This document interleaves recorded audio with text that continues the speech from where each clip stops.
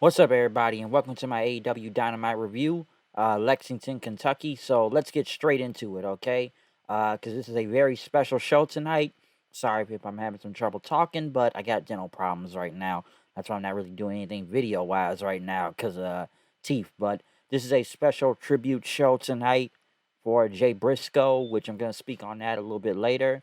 But we do kick off the show tonight with Chris Jericho and Sammy Guevara versus Action Andretti and Absolute Ricky Starks. I could have sworn it was supposed to be Garcia in this match, but I know he ended up losing to Andretti on a Rampage, I believe. So that happened. A good opener, I will say that. Crowd was into it. I gotta say the crowds have been hot for the past few weeks too, so I'll give them that. Um, Excuse me, on the burp a little there though, but yes, good match to kick off the show. Pretty solid. Ended up with Garcia using Jericho's baseball bat to Andretti, and then Sammy Guevara ended up in his finisher on him and get the win.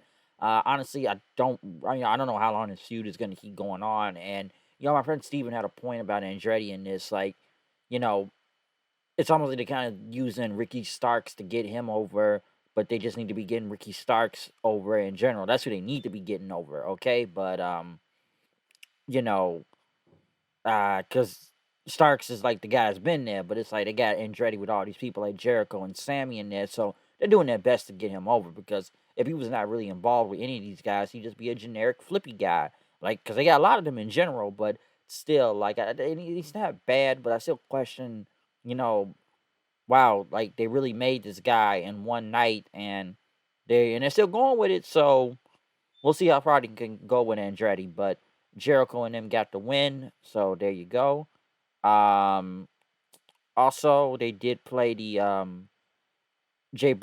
Briscoe video tribute package, which basically went through his entire career, his family.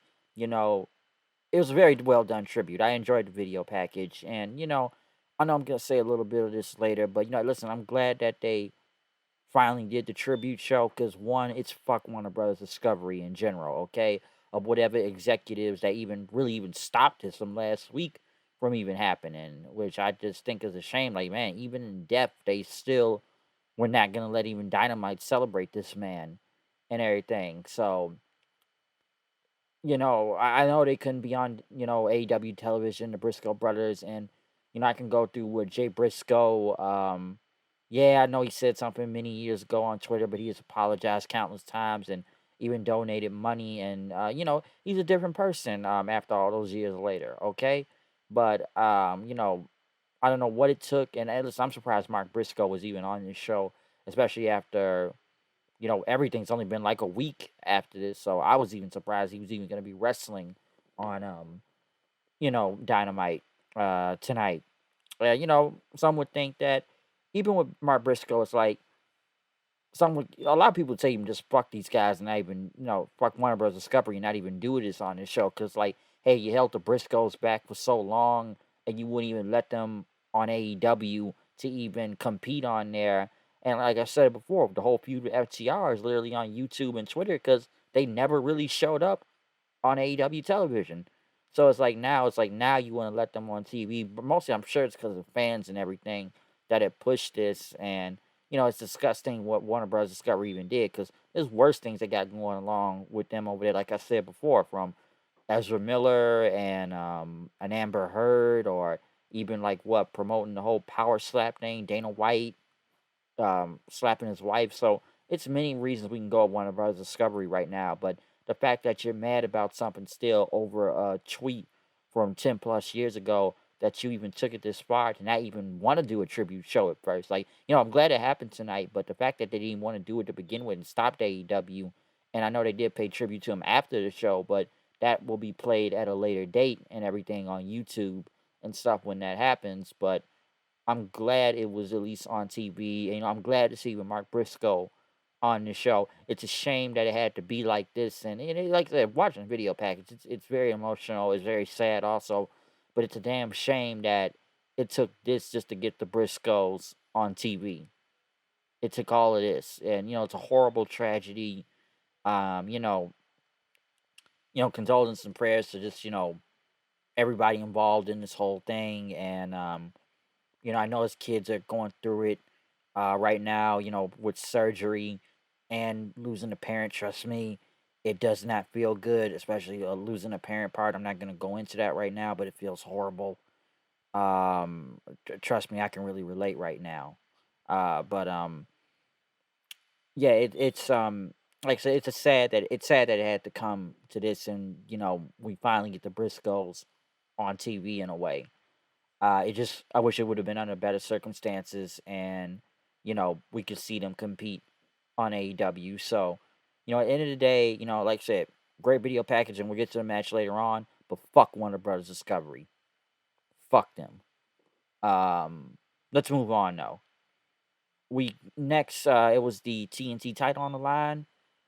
Darby Allin, Sting with him. I know they competed in Pro Wrestling Noah, I think over the weekend and tagged with the Great Muta on his whole retirement tour. But Darby ended up going against Buddy Matthews with the Witch Doctor. I call it the Witch Doctor now, Julia Hart. Very good match. I did enjoy it. I know the lights went out, and then Malachi and Brody ended up showing up there at the end. Ortiz hits him with I think it was like a big giant kendo stick. Sting's got his baseball bat. Well, I know what Eddie Kingston turned on Ortiz, I believe, or something like that on Rampage because he didn't like him trying to swing chairs with women. So I don't know what's going on with that. People still cheer for Eddie Kingston. So there you go. The match itself was really good though. Very good match. Darby ended up getting the win with the coffin drop, of course, while Buddy was on the ropes and stuff. Tony Schiavone came in and talked to him about his streak. Samoa Joe came. Finally, we haven't really heard Samoa Joe do anything since he lost the damn title. But he said the King of Television is coming back to take what is his. That his title was stolen from him, and telling Darby, winning that title is gonna be the worst mistake of your career. The King has spoken. So I still think it was kind of. I didn't really think Joe was ever going to lose a few weeks ago, anyways, when the match even happened. I was like, wow, they were just kind of getting along, going with this whole, King of Television thing with Samoa Joe and killing Wardlow. But then it's like Darby beats him the week after that. He just cut Wardlow's hair. So it's kind of like you kind of killed it in a way. But supposed to be a no holds barred match next week. So we'll see what goes on from there.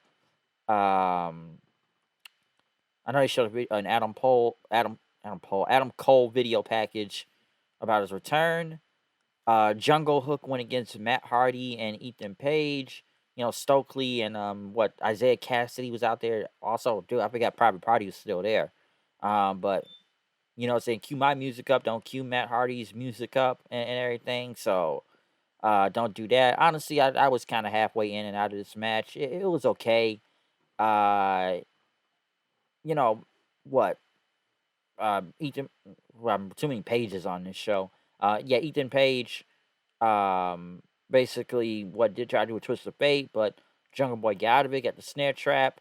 Um, Hook basically kept Matt Hardy back, and Ethan Page ended up tapping out. So there you go. But like I said, the match was the match. I don't know how long they're gonna keep this Jungle Hook thing going, but I guess we'll see what happens. Like the team was okay, but I'm trying to see where this is going now. Like Matt Hardy, dude, I forget Matt Hardy's there sometime. Like there's another person, but hey, finally on the show tonight, the Acclaim and the Gun Brothers went to therapy, which this therapy session only lasted like what, a minute 30 seconds. It wasn't that long. Basically, calling themselves wannabes and blaming Billy about jealousy, and talked about your faults are Billy's as failure as a father and all that stuff. And they said we can make this right. They wanted a title match and they left. So there's your therapy, folks. That's the thing. Still couldn't get Billy on Monday for that DX thing, no. So there you go.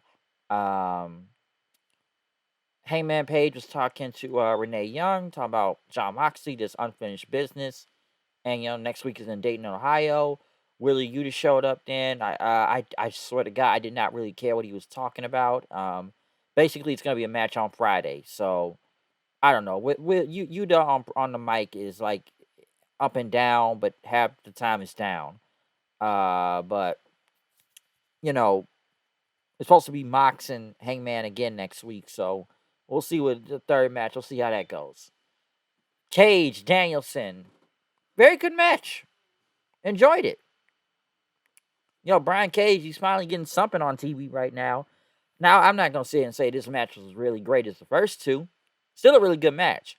Now, was it great as Takeshita and Bandito? No, because those were some killers in the past 2 weeks. This was still a really good match, more story based, especially with Cage trying to hurt Danielson because MJF told him to. Um, he told him to and whatnot. But Danielson ended up getting the win with a roll up on Brian Cage. So a very good match in general. Right after Cage ended up attacking him, then going for Danielson's arm. MJF comes out then and takes a chair, put and gives it to Cage, puts the chair around his arm, and then throw it into the turnbuckle and stuff. And they keep beating his arm. Then MJF's going to the top rope, but Kenosuke Takeshita came out for the save.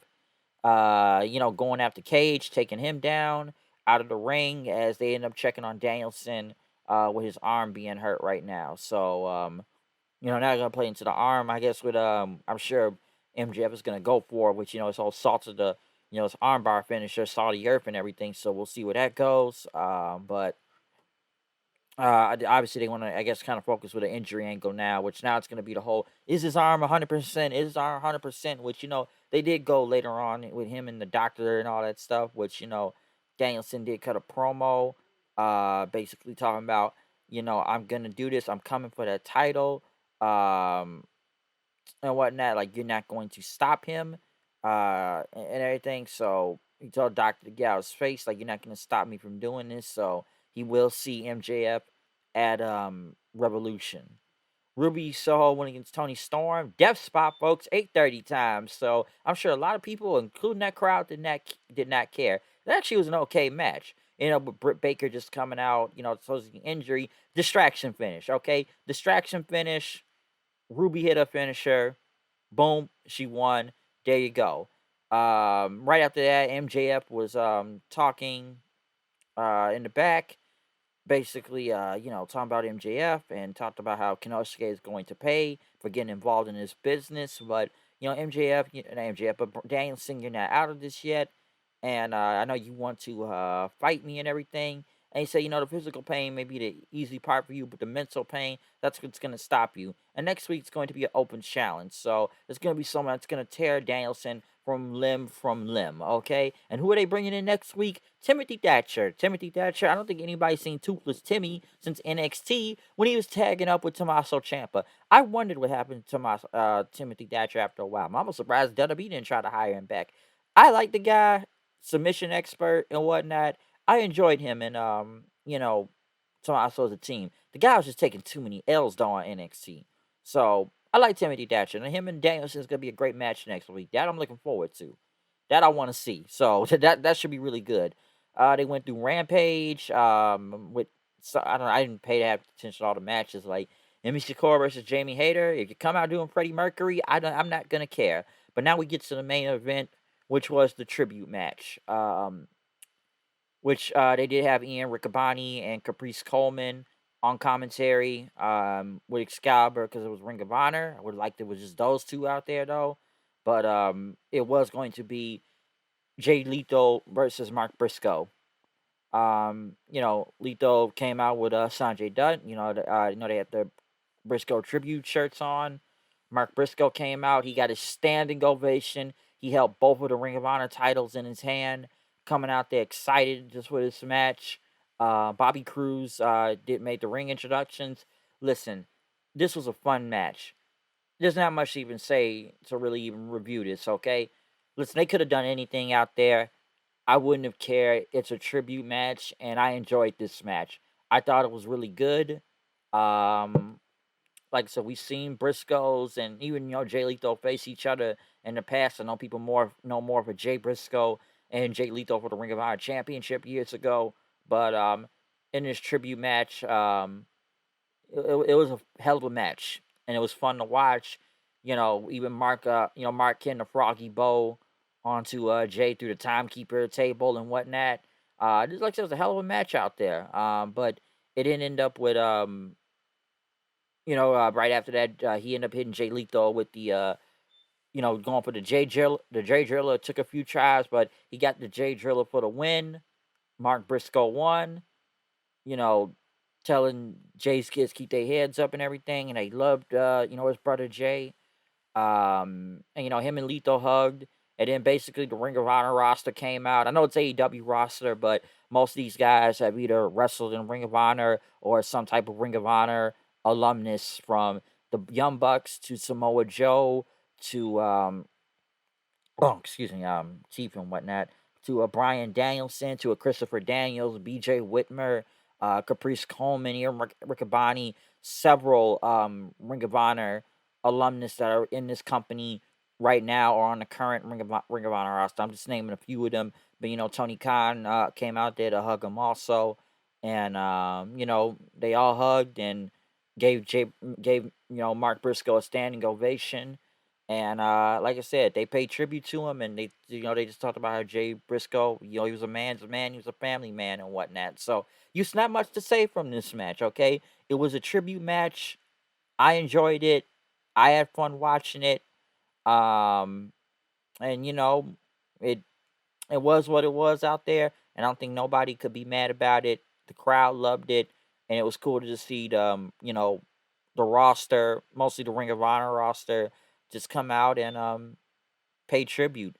I'm not really gonna go into where Mark Briscoe goes into next. I don't know what's gonna happen with Mark Briscoe in the future. I don't think nobody is, and I'm not gonna sit here and try to name or think what will happen.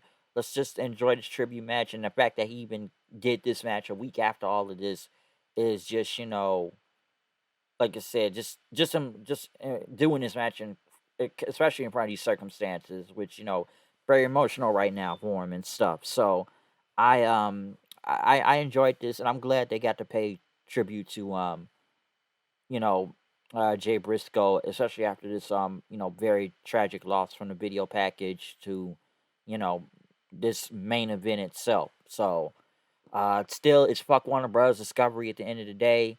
But I gotta say is this, comment, subscribe, follow me on Twitter at Hood Night 890. Got a lot of stuff coming soon. Royal Rumble review coming up, so get ready for that. But yeah, I'm out of here. Reach for the sky, boy. So yeah, them boys, man. Definitely them boys tonight. I'll see y'all later. Peace out.